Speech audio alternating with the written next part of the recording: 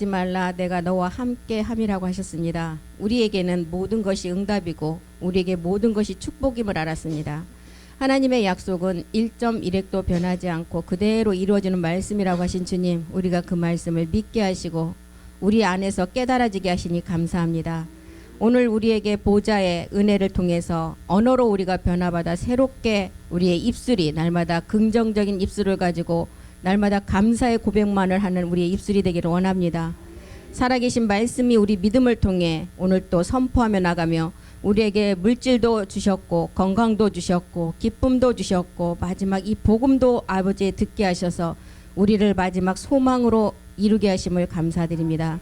이 땅의 재물도 이 땅의 모든 것을 다스리는 제사장으로 우리에게 그 권한 주신 주님, 아들로서 마지막 하나님의 그 약속을 온전히 이루어가는 제사장들 되게 도와주시옵소서.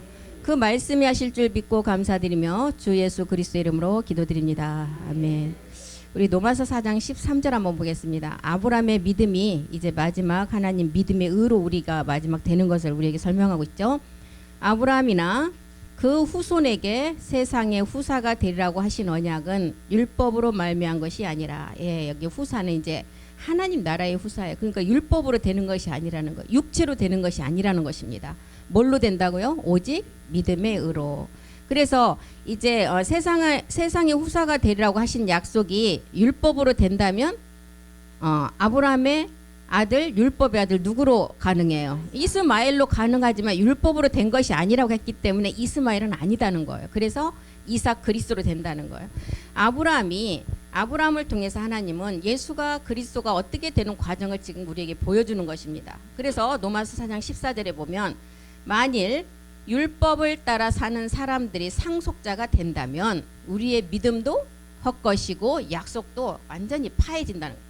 깨져버린다는 거예요. 율법에 속한 자들이 후사이면 이 상속자는 우편에 있는 자가 상속자가 되고 기업 물을 자라 그랬죠. 믿음은 헛것이 되고 약속은 폐해진다. 왜요? 이 답이 히브리서 7장 28절에 나왔잖아요.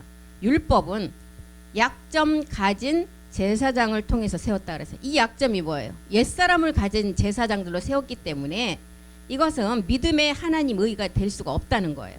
그래서 율법은 약점을 가진 사람들을 제사장으로 세웠고 율법 후에는 어디에? 십자가에서 믿음의 행함을 하고 난 후죠. 그 후에 맹세의 말씀은 영원히 온전케 되는 아들로 세우셨다는 거예요. 그렇기 때문에 율법에 속한 자들이 후사라면 믿음도 헛것이고 약속도 폐해지지만 율법 후에 세워진 제사장들이 아들로 세워진다는 거예요. 그래서 하나님은 아브라함 하나님으로 시작이 되어서 이제 우리 안에 야곱의 성전까지 어떻게 우리 안에서 이제 세워져 가는 것을 우리에게 산자의 하나님을 통해서 알게 하셨죠.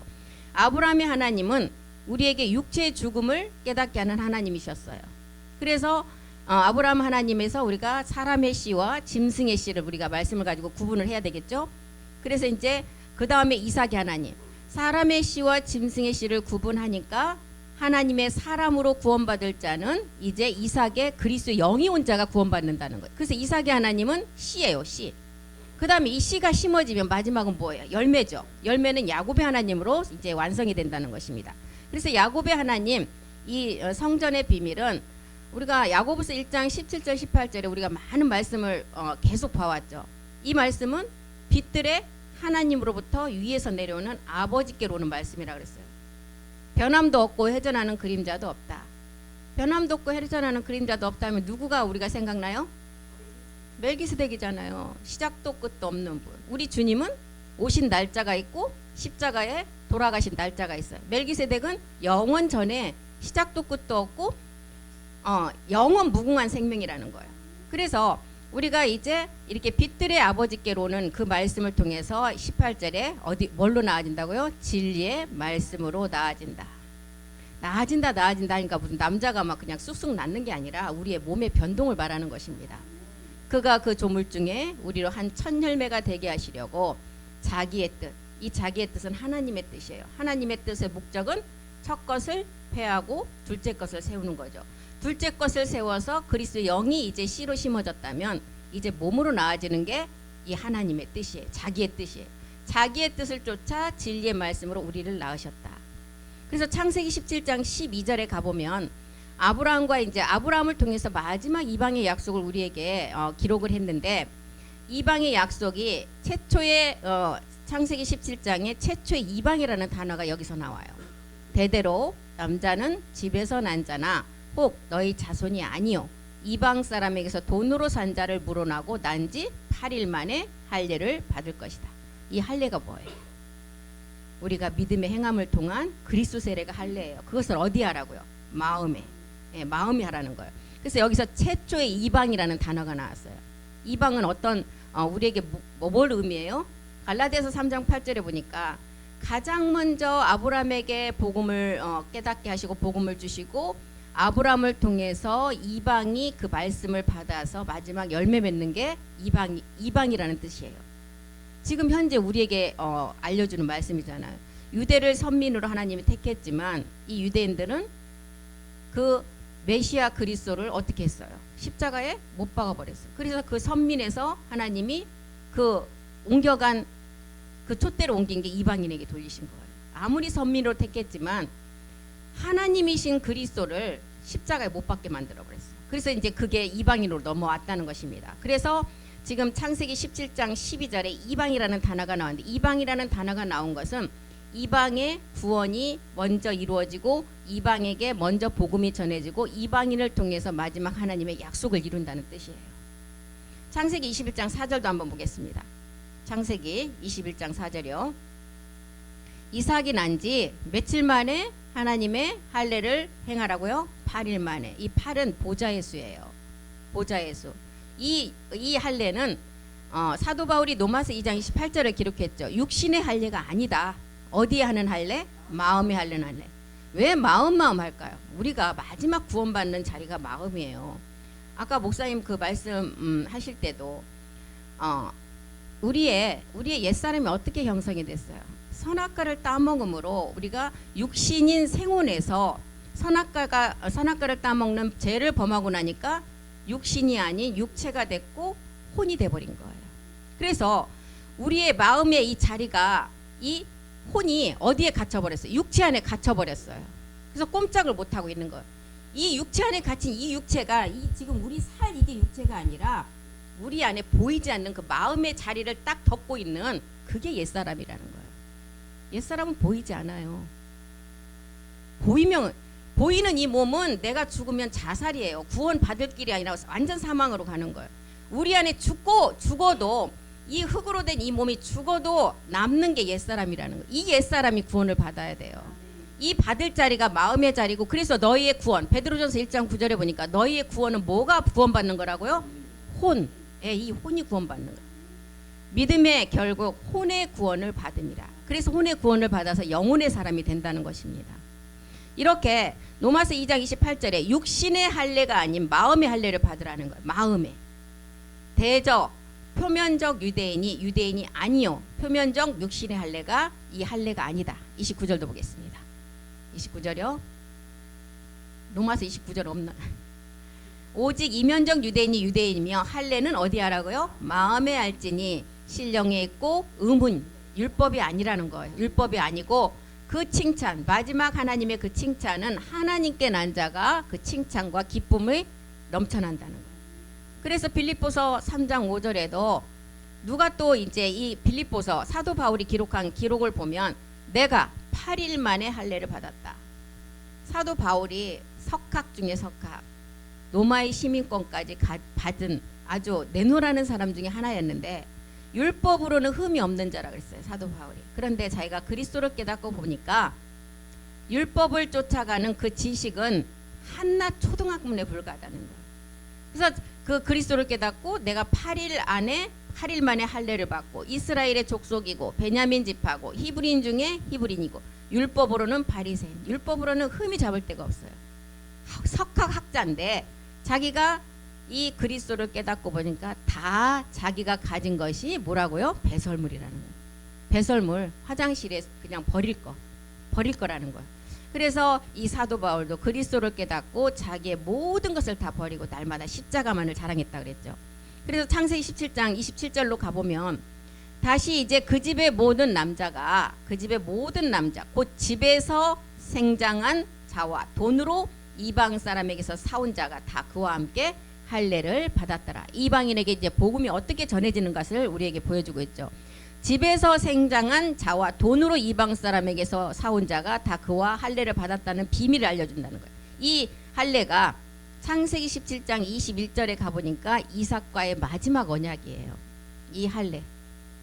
우리가 이삭의 언약은 반드시 이삭은 그리스도 영인데 이삭이 우리가 우리 안에 말씀으로 깨달아지려면 지금 사도 바울이 창세기에서 말했던 또한 빌립보에서 말했던 할례가 이루어진 다음에 그 언약이 들어온다는 이 할례가 그리스도 세례예요. 우리의 불법을 해결하고 난 후를 말하고 있습니다. 그래서 아브라함과 사라에게 언약을 주었지만 아브라함이 나이가 100세가 지나고 아무것도 할 수 없는 자기 힘으로는 아무것도 할 수 없는 그 나이 사라도 여자로서는 아무것도 할 수 없는 그 나이에 하나님이 약속을 주셨어요. 그런데 그것을 인정하고 받아들일 때까지 하나님은 침묵하셨어요. 아브라함과 이스마엘을 낳고 14년 동안 침묵했어요. 그리고서 17장 21절에 내 언약은 내가 명년 이 기한 마지막 끝날 모든 것이 자기 힘으로 다 해보고 안 됐을 때 자기 힘으로는 안 된다는 것을 완전히 두 손을 들었을 때 그때 사라가 내게 낳을 이삭의 약속을 주십니다. 이 약속이 어떤 약속이에요? 로마서 9장 9절로 가보겠습니다. 약속의 말씀은 명년 이때 마지막 끝날이에요. 마지막 끝날 모든 것 자기 힘이 다 빠졌을 때 이것은 명년이라 이때 내가 이르리니 사라에게 아들이 있으리라. 사라는 사라의 육체는 어떤 이름이었어요? 사례잖아요. 사례에서 육체를 해결하고 나니까 하나님이 사라라는 이제 몸없는 아내의 비밀, 교회의 비밀, 왕후라는 비밀이에요. 사라.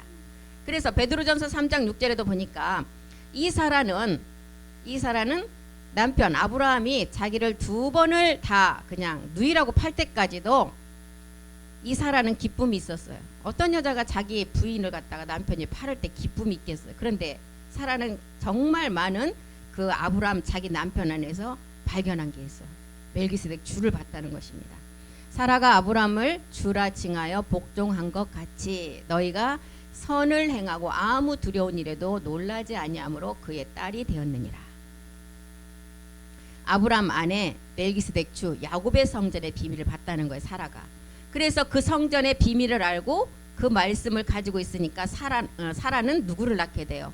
약속의 마지막 시작이 씨로 시작되는 이삭을 실상으로 낳는다는. 우리가 지금 이삭을 실상으로 사라가 낳듯이 우리가 이 믿음의 말씀을 가지고 이 말씀을 온전히 믿고 깨달으면 우리는 어떻게 돼요? 실상으로 이 몸이 부활의 몸으로 변동되는 것을 말하고 있어요. 그래서 창세기 21장 다시 12절로 가보니까 이삭에서 나는 자라야 내 씨라는 거예요. 내 씨. 이삭에게 나는 자라야. 창세기 21장 12절 한번 보겠습니다. 하나님이 아브라함에게 이르시되 내 아이나 내 여종을 인하여 근심치 말라. 내 아이나 내 여종은 누구를 말하고 있어요? 하갈과 이스마엘을 말하고 있죠. 내 여종을 인하여 근심치 말라 말고 사라가 내게 이른 말을 다 들으라. 이삭에게서 나는 자라야 내 씨다. 그래서 6천년이 이제 지나서 이삭의 세계의 그 약속이 실상으로 나오게 된 시간이 왔습니다. 이 실상의 약속을 지키게 하기 위해서 갈라디아서인가요? 갈라디아 3장 21절 2절에 보면 모든 사람은 어디에 다 가둬버렸어요? 죄 아래. 22절부터 보겠습니다. 22절 성경이 모든 것을 죄 아래 다 죄라는 그 율법 아래 다 가둬버렸어요. 왜 가뒀어요? 이는 예수 그리스도를 믿음으로 말미암아 약속을 믿는 자들에게 주시려고 이 약속을 주시려고 가뒀다는 거예요. 그래서 내 언약은 이삭과 세울 것이다. 아브라함에게는 이삭과 이스마엘 두 자녀가 있었지만 하나님의 생명이 나타날 자녀는 이스마엘이 아니고 이삭이라는 거예요. 율법의 세계 이스마엘과 복음 진리의 세계 이삭을 우리에게 보여주면서 예수와 그리스도의 그 구분점을 우리에게 알게 하신다는 것입니다. 로마서 4장 12절에 보면 아브라함은 이 믿음을 거쳐서 이제 오직 의인의 믿음으로 우리를 나가는 방향을 우리에게 알게 하셨어요. 또한 할례자의 조상이 되었다. 곧 할례 받을 자에게뿐 아니라 우리 조상 아브라함의 무할례 시에 가졌던 믿음의 자체를 쫓는 모든 자들에게 이 믿음을 갖게 하신다는 거예요. 베드로전서 2장 21절도 보겠습니다. 우리가 아브라함의 복에 그 복음을 깨닫고 이방인에게 마지막 약속을 주시는데 우리가 그리스도 안에서 너희가 부르심을 입었다. 그리스도도 너희를 위하여 고난을 받으사 너희에게 본을 끼쳐 그 자치를 따라오게 하려 하십니다. 아브라함의 자치를 우리가 따라가게 된다는 거예요. 아브라함의 믿음의 자치는 창세기 12장부터 시작이 되잖아요. 12장 1절부터 한번 보겠습니다. 아브라함 믿음의 자치가 여기서부터 시작이에요. 여호와께서 아브라함이죠. 아브라함이 안 됐어요. 육체로부터 시작되는 거예요. 아브라함에게 이르시되 너는 너의 본토 친척 아비 집을 떠나 내가 내게 지시한 땅으로 가라. 육체로부터 지금 육체를 가지고 있는 상태에서 본토를 해결하라는 이 땅에서 해결해야 돼요. 이 본토는 골고다 십자가에서 우리 주님이 2000년 전에 다 해결하시고 완성을 하셨어요. 이때 해결한 거리 우리의 육체를 잡고 있는 누구를 해결한 거예요? 용의 세계, 용의 세력을 해결했어요. 내 몸의 주인 육체의 왕 노릇하는 그 왕을 지금 해결했어요. 2000년 전에 이 본토를 해결하셨어요. 그런데 본토만 해결해서 되는 것이 아니라 친척이 또 나와요. 친척은 뭐예요? 우리의 이제 7 정욕의 혈과 육, 이것을 가지고는 하나님 나라에 갈 수가 없어요. 7 정욕은 누시퍼가 주관하는 거예요. 7 정욕을 친척을 떠나야 되는데 이 친척을 주관하는 세 번째 아비가 있어요. 아비. 믿음 안의 죄, 누시퍼 근원의 죄가 있다는 거예요. 이 죄는 구원받을 백성에게는 드러나지 않아요. 자녀에게만 드러나는 그 누시퍼예요. 그래서 자녀에게만 드러나는데 자녀가 아니고는 이 누시퍼의 죄가 깨닫지도 못하고 누시퍼의 죄가 뭔지도 몰라요. 자녀가 아니고는. 이 근원의 누시퍼가 먼저는 몸이 있는 용을 삼켰어요. 아담도 삼켰어요. 가인도 삼켰어요. 모세도 삼키고 다윗도 삼키고 온 인류를 다 삼켜버렸어요. 그래서 이 근원의 죄가 이제 우리는 옛사람을 잡고 있는 용의 세력만을 십자가에서 멸하면 끝나는 것이 아니라 이제 원 근원의 아비 이 누시퍼를 이제 우리는 다 해결해야 된다는 것입니다. 창세기 12장 2절로 가보겠습니다. 내가 너로 큰 민족을 이루고 내게 복을 주어 내 이름을 창대케 하리니 너는 복의 근원이 될지라. 복의 근원은 복은 우리가 성경에서 말하는 복은 마지막 우리가 얻을 몸인데 갈라디아서 3장 7절에 보니까 이게 이제 우리에게 첫 번째 주는 영의 약속인데 우리는 이 복을 어떻게 받느냐? 믿음으로 받는다는 거예요. 우리가 행위로 받는 게 아니라는 것입니다. 믿음으로 말미암은 자들은 아브라함의 아들인 줄을 알아라. 그래서 믿음으로 이제 우리가 복을 받는데 먼저는 갈라디아서 3장 8절에 영의 약속을 주셨죠. 이방인들에게. 이 영의 약속이 우리는 영에서 끝나는 것이 아니에요. 아까 뭐라 그랬어요? 용은 십자가에서 2000년 전에 우리 주님이 다 이루셨지만 용의 세력만을 이뤘어요. 그때 용의 세력만을 다 걷어내고 마지막 누시퍼는 해결하지 않았다는 것입니다. 그래서 영의 약속을 받은 자가 이제 3장 14절에 보니까 복을 이방인에 준 영의 약속이 이 영의 약속이 16절에 가보니까 몸이라는 것을 깨닫게 되었어요. 이 약속들은 아브라함과 그 자손에게 말씀하신 것인데 여럿을 가리켜 자손이라 하지 아니했다. 오직 하나를 가리켜 내 자손이라 했다는 거예요. 이게 이제 마지막 우리가 얻을 멜기세덱의 부활의 몸이라는 것입니다. 다시 창세기 12장 4절로 가보겠습니다. 이에 이제 아브라함이 여호와의 말씀을 쫓아갔어요. 본토 친척 아비 집을 다 해결하라 그랬죠. 여호와의 말씀을 쫓아갔고 롯도 그와 함께 갔다. 아브라함이 하란을 떠날 때 그 나이 75세였더라. 75세는 자기가 지금 팔팔하게 살아있을 때예요. 자기 힘이 아직도 남아있어요. 그래서 하나님의 말씀보다는 내 힘으로 하려고 하는 힘이 지금 남아있는 때를 말하고 있어요. 그래서 본토는 옛사람 죄먼 사망의 몸인 육체 본질로 떠나야 하는 세계지만 친척은 혈과 육의 관계인 가나안의 7 정욕을 벗어나는 세계예요. 그래서 우리 육체 안에는 혼만 들어와 있어요. 혼만.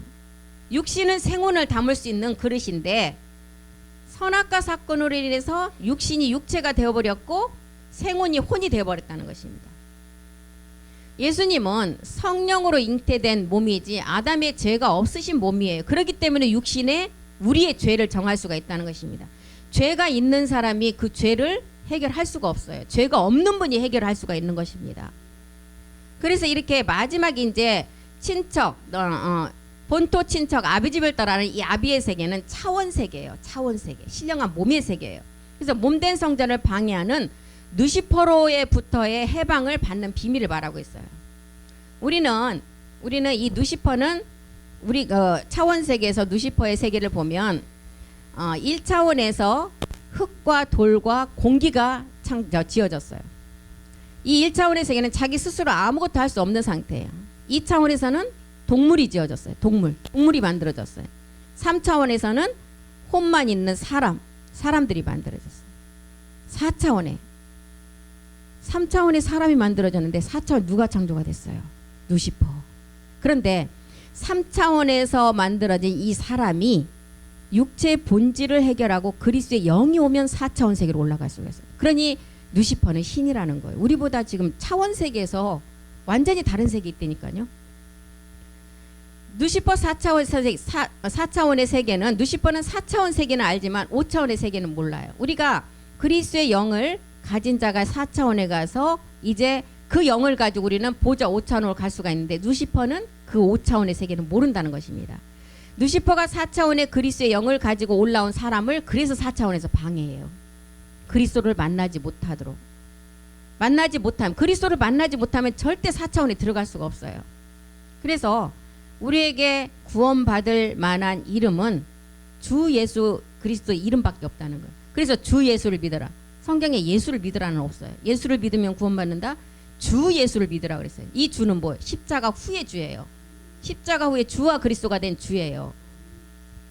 그래서 천지창조 6째 날을 통해서도 보면 6째 날에 사람만 만들지 않고 뭣도 같이 창조를 했어요? 짐승도. 왜 짐승도 같이 창조를 했냐? 사람이 그리스도를 모르면 짐승과 똑같은 세계라는 거예요. 지금 들에 있는 짐승, 동물원에 있는 짐승이 아니라 그리스도가 누구인지 모르고 그리스도의 영을 가지지 못한 자가 짐승이라는 거예요. 그래서 이렇게 1차원에 창조된 흙과 돌과 공기, 2차원에서 창조된 짐승, 3차원에서 사람이 창조가 되었지만 3차원에서 우리는 옛사람을 해결하면 그리스도의 영이 와서 4차원으로 들어갈 수가 있다. 4차원은 누시퍼가 창조됐고 5차원은 보좌 세계예요. 그리고 이제 막 11차원까지 있다 그랬잖아요. 이 세계는 이제 더 무궁무진한 세계겠죠. 그래서 이렇게 지금 아브람을 통해서 지금 이제 아브람도 이제 아브람이라는 육체를 해결하고 아브라함으로 나가야 돼요. 사례도 사례의 육체를 해결하고 사라로 나가야 된다는 것입니다. 창세기 12장에 가면 이제 본격적으로 아브람이 자기 아내 사라를 막 누이라고 하면서 파는 세계가 나와. 이것은 뭐냐면 아브라함이 사라를 막 직접 뭐 돈 주고 팔아서 돈을 착취하는 게 아니라 예수님이 율법 아래 오셔서 십자가에 죽을 것을 나타내고 있는 거예요. 그러면 아브라함이 누구의 도움을 받아서 이 육체 죄라는 것을 깨달아야 돼요? 성령의 도움을 받아야 되겠죠. 성령의 인도가 없으면 깨닫지를 못해요. 죄는. 그럼 창세기 12장 10절 한번 보겠습니다. 창세기 12장 10절이요. 그 땅에 기근이 있으므로, 이제 마지막 끝날에 우리에게 임할 시간이에요. 그 땅에 기근이 있으므로 아브라함이 애굽에 우거하여 하여 그리로 내려갔으니 이는 그 땅에 기근이 심하였습니다. 이 시간이 언제냐면 룻기 1장 1절에 보면 사사들이 치리하는 마지막 끝날의 시간을 말하고 있어요. 사사들은 누구예요? 마지막 하나님께서 정말 많은 이스라엘 백성들이 악을 행하고 다른 신을 섬기고 할 때마다 한 대를 탁 쳐서 깨닫게 하시려면은 납작 엎드려져서 하나님 잘못했습니다 하고, 우리나라 민족하고 똑같잖아. 이스라엘 민족들이 그때마다 사사 한 사람을 태워서 그 사사들에게 하나님이 말씀으로 명령을 했어요.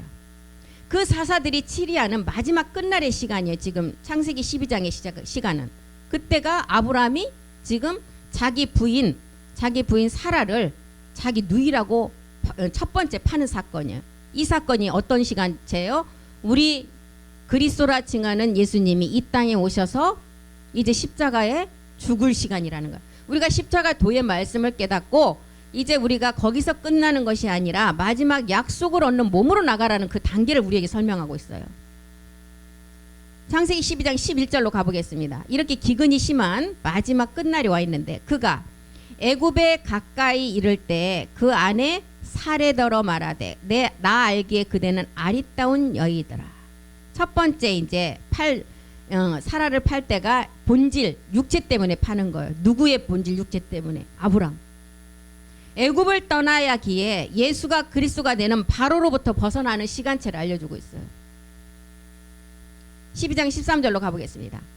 원컨대 그대는 나의 누이다. 자기 부인에게 나의 누이래요, 아브라함이. 그리하면 내가 그대로 인하여 안전하고 내 목숨이 그대로 인하여 보존하겠노라 하니라. 이제 두 번째 파는 시간이에요. 두 번째는 만왕의 영으로 누가 우리 안에 와요? 멜기세덱 주. 실상의 믿음을 행함을 할 때예요. 아브라함의 믿음에 실상의 믿음을 할 때. 12장 19절로 가보겠습니다. 내가 어찌 그를 누이라 하여 나로 그를 취하여 아내를 삼게 하였느냐. 내 아내가 여기 있으니 이제 데려가라. 아브라함이 자기 아내를 누이라고 팔아야 아브라함 목숨이 보존이 되고 구원받을 수가 있어요. 사라는 남편이 자기를 아무리 이렇게 팔아도 마지막 그 자리를 판 아브라함 안에서 사라가 뭘 받다고요? 아까 멜기세덱 주를 받다는 거예요. 그렇기 때문에 그 말씀을 가지고 있으니까 남편이 왼수 같겠어요? 마지막 이렇게 가는 과정이 있어야 실상의 몸을 얻는다는 것을 알고 있어요. 그래서 그 과정을 가야만이 자기가 실상에 이삭을 낳는다는 것을 알 수가 있는 거예요. 오늘날 이런 복음도 없지만은 남편이 아무리 잘해도 모든 사람들 핸드폰 보면 굉장히 재밌잖아요. 남편은 어떻게 다 해놨어요? 왼수. 두 번째 머저리. 두 번째 투명인간. 네 번째 다섯 번째까지 있더라고요. 제가 어디서 봤는데. 왼수 머저리 모르쇠 투명인간 막 그렇게 해놨어요. 아무리 남편이 잘해줘도 그 남편을 어떻게 이렇게 전하게 돼. 아니 더러워 내 사랑하는 남편 어쩌고 하는 사람 있겠지만 보편적인 10명 중에 한 6명 이렇게 돼 있대요. 통계를 내본 사람이 써놓은 글이에요. 우리 이러면 안 돼. 왼수 같은 남편을 왜 세웠어요? 나를 다스리라고 세웠어요. 머저리 같은 남편을 투명인간 취급하면 안 되고 자꾸 지켜 세워줘야 돼요. 어떻게 지켜줘요? 내 남편은 우주를 소유한 사람이다. 왜 우주를 소유한 사람이라고 해야 될까요? 우리 사람이 소우주예요. 그러니까 나를 취했으니까 우주를 소유한 사람이야 남편이. 머저리 같지만 그 남편이 있기 때문에 내가 그 남편을 통해서 지금 실습을 하고 있어요. 어떤 실습? 마지막 멜기세덱 주를 내 남편으로 맞아들였을 때 지금 옆에 있는 가장 가까이 있는 남편도 못 섬기는데 어떻게 하나님을 섬긴다고 할 수가 있겠어요? 저도 정말 우리 목사님이 남편으로는 꽝이에요.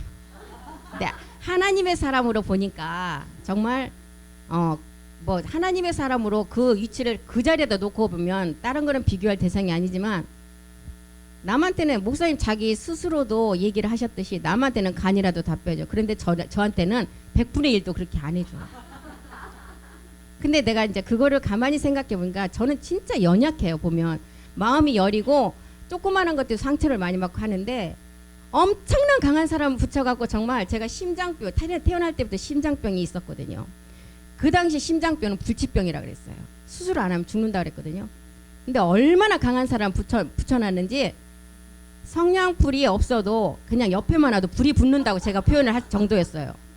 근데 지금은 엄청나게 많이 변하셨어요. 그렇게 강한 사람을 갖다가 옆에다 붙여놓으니까 제가 어느 시점에 이 심장병이 없어져 버렸어요. 누가 큰 소리만 나면 저쪽으로 돌아갔었어요. 제가 막 가슴이 둥근하고 막 이만큼씩 뛰어요. 이렇게 그랬었거든요. 근데 정말 세상인 남편으로 보면 왼수 머저리 투명인간 뭐 이런 다 그런 단어를 쓰겠지만 그분을 통해서 지금 마지막 우리의 남편 멜기세덱 주를 만나기 위한 모든 고난을 그 남편을 통해서 내가 실습을 하고 그 남편을 통해서 내가 세워져 가야 돼요.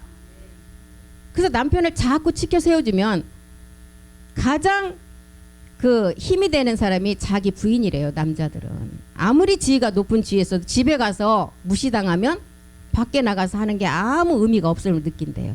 그래서 우리가 이 땅의 짝을 정말 잘 섬겨야 된다니까요. 오늘 저녁에 우리 돌아가셔서 고기라도 볶아서 아주 극진하게 대접을 하셔야 돼요. 그래야만이 뭐라 그랬어요? 에베소 5장 22절에 보니까 먼저는 아내들아 남편에게 복종하라 그랬어요. 이 아내는 온 인류의 여자를 말하고 있죠. 남편은 누구예요? 멜기세덱 주예요. 아내들이 남편에게 복종하려면 옛사람을 가지고는 절대 복종한 것이 복종도 되지 않을 뿐더러 이거는 남편에게 하는 사람에게 하는 복종이에요. 옛사람을 해결하고 그리스도의 영이 오면 그 그리스도의 영을 가지고 하는 게 주께 복종하는 거라는 것입니다. 아내들 모든 인류의 여자가 남편에게 복종하기를 주께 아들 하라. 십자가의 죽음을 의미하고 있어요. 그래서 1계명에서 4계명까지가 육체 십자가를 해결해야만이 4계명의 안식일을 지키는 그리스도의 영이 오잖아요. 이걸 말하고 있어요. 그리고 이제 이렇게 아내들이 남편에게 복종하는 십자가의 죽음이 이루어지고 나면 이제 그때는 남편들이 이 아내를 사랑해요. 에베소서 5장 23절 한번 보겠습니다. 24절에 24절. 교회가 그리스도께 하듯 아내들도 범사에 그 남편에게 복종하라. 남편들아 아내를 사랑하라 그랬어요. 남편들에게. 남편이 아내를 사랑하는 것은 그리스도께서 교회를 사랑하시고 이하여 자신을 주신 같이 하라. 이제 그리스도의 영이 온 자가 아버지 말씀을 우리가 통해서 마지막 열매 맺는 것을 말하고 있어요. 모리아의 산제사의 비밀이에요. 우리 안에 이제 그리스도라는 생명이 들어왔으므로 그 생명을 가지고 온전함을 이루라는 거예요. 지금. 그래야만이 우리 안에서 마지막 아브라함의 믿음의 자취를 쫓아가는 믿음의 의로 나갈 수가 있다는 것입니다. 나오미와 룻의 관계에서도 이런 기록이 똑같이 되어져 있습니다. 룻기 4장 13절로 한번 가보겠습니다. 나오미와 룻의 관계에서도 룻을 통해서 룻은 나오미로 하여금 나아져야 돼요. 그래야만이 구원이 이루어져요. 룻이 며느리가 나오미를 떠나지 않는다 그러죠. 나오미는 어떤 여인이었어요? 룻의 룻은 어떤 여인이었냐면 나오미의 그 아들을 남편으로 가진 여자였는데 남편이 죽었어요. 죽고 나니까 시어머니 나오미가 이제 나를 떠나라 그러죠. 가서 새 출발하라 그랬어요. 근데 나오미는 뭐라 그랬어요? 내가 어머니를 떠나서는 뭐든지 하지 않고 어머니를 떠나서는 절대 가지 않고 어머니 옆에 같이 살겠다는 거예요. 4장 13절부터 보면 보아스가 룻을 취하여 아내를 삼고 그와 동침하였더니 여호와께서 그로 잉태케 하심으로 그가 아들을 낳은지라. 보아스는 이제 보아스 하면은 야긴과 보아스 중에 어떤 비밀이에요? 성전의 비밀이잖아요.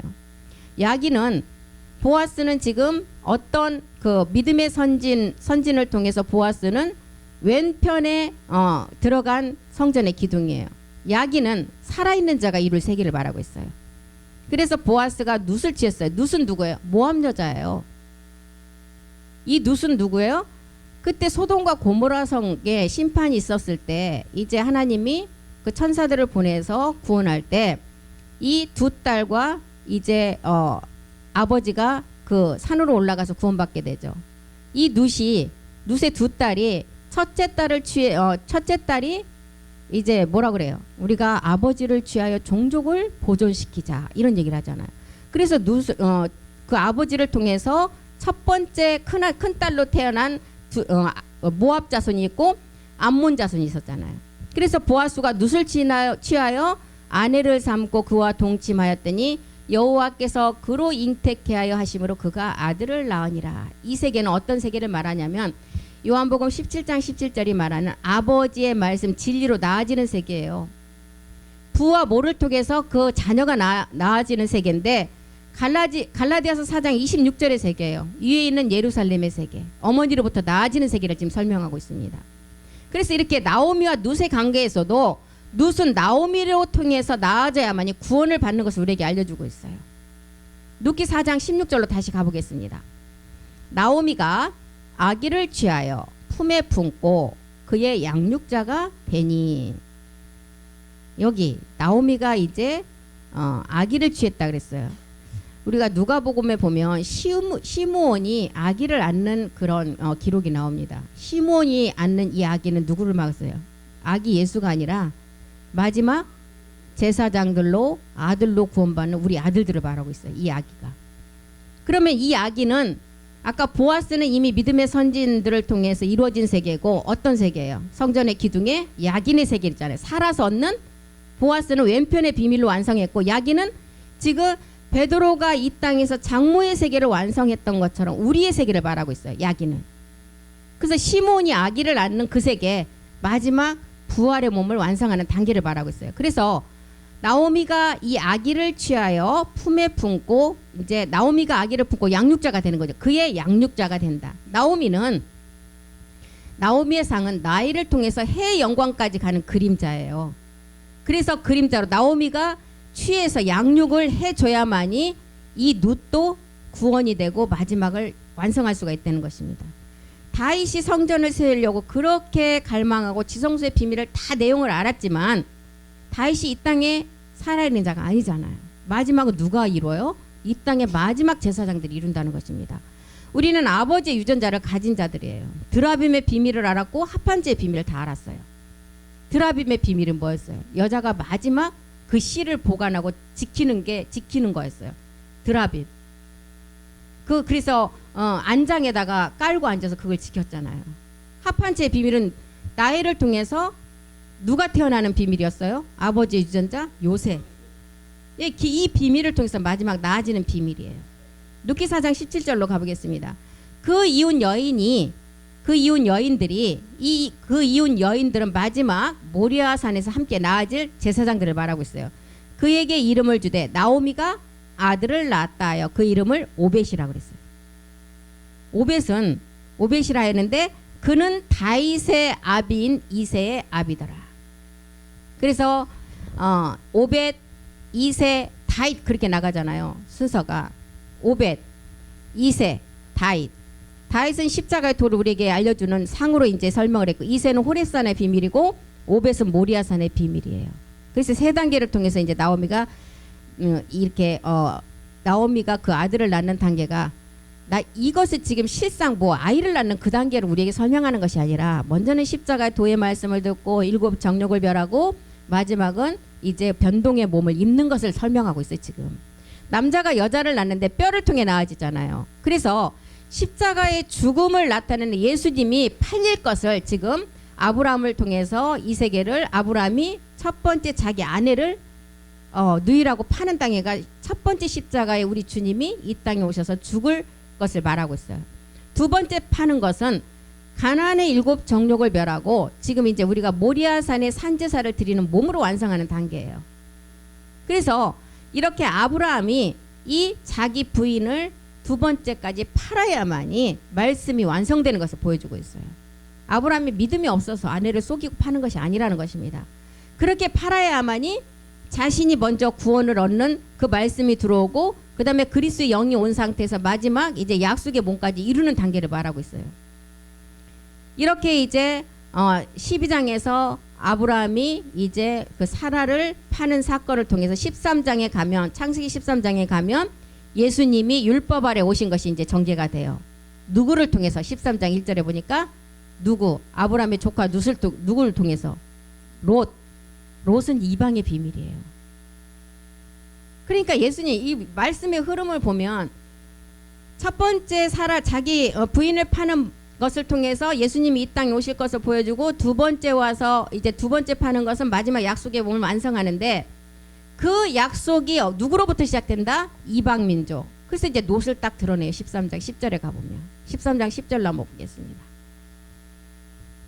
시간이 다 됐는데 이에 롯이 눈을 들어 요단들을 바라보니 소알까지 온 땅에 물이 넉넉하다. 이 물이 넉넉하다. 이건 뭘 생각해요? 말씀. 마지막 나오는 말씀이 많이 지금 쏟아져 나온다. 여호와께서 소돔과 고모라를 멸하기 전이었는 고로. 지금 이 땅에도 문화, 먹을 것, 지식 모든 것이 풍부한 시대에 복음은 지금 한쪽에서 지금 우리가 이렇게 듣고 깨닫고 가자는 똑같은 시대를 말하고 있어요. 고모라를 지금 멸하기 직전이었고 고로 여호와의 동산 같고 외국 땅과 같았더라. 이 시간체를 말하고 있어요. 예수님이 율법 아래 오셔서 롯이라는 조카를 통해서 이방 민족이 어떻게 구원을 이뤄가는가 이 세계를 지금 설명하고 있습니다. 그래서 소돔과 고모라를 멸하기 전에 이방인의 구원을 보여주는 그림자로 이제 이방 여인이 어떻게 전개돼서 롯이 구원받는 것을 보여주고 있어요. 다음 시간에 해야 되겠어요. 시간이 다 돼버렸어요. 이렇게 창세기에 아브라함의 믿음을 통해서도 이런 말씀이 흐름이 있어요. 무작정 그냥 우리가 성경을 보고 막 아브라함이 부인 2번을 팔았더라. 사건 내용이 말씀이 어디와 연결되는 것을 알아야 돼요. 그래야만이 그 말씀이 내 안에서 점점점 듣는 동시에 내 안에서 확장되어 간다는 것입니다.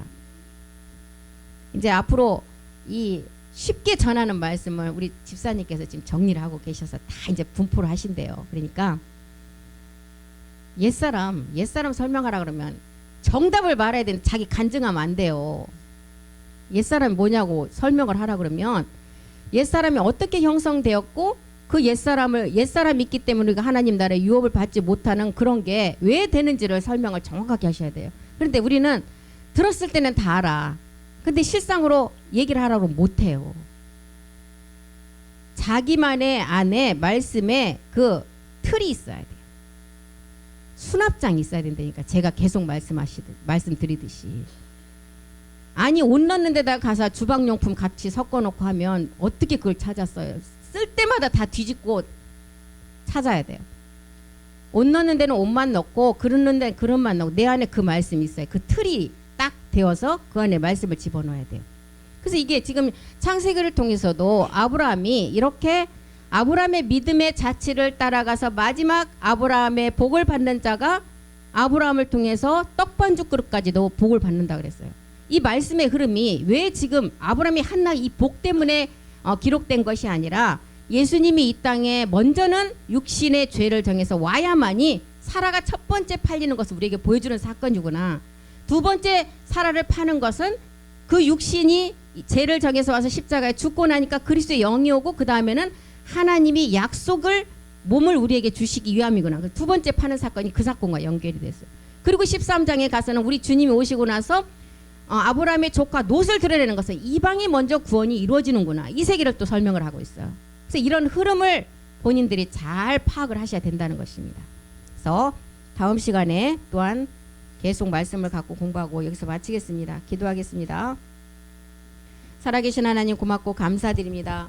오늘 이 시간에도 우리에게 하나님께서는 이 우주 안의 생명을 무한한 생명 그리스도로 우리에게 주셨습니다. 이 시간 우리 모든 생명의 근원이 실상으로 우리 가운데 임하는 시간이 이제 우리에게 말씀으로 계속 우리 안에 들어오고 있습니다. 우리는 제사장 아들로 마지막 추수를 할 자들입니다.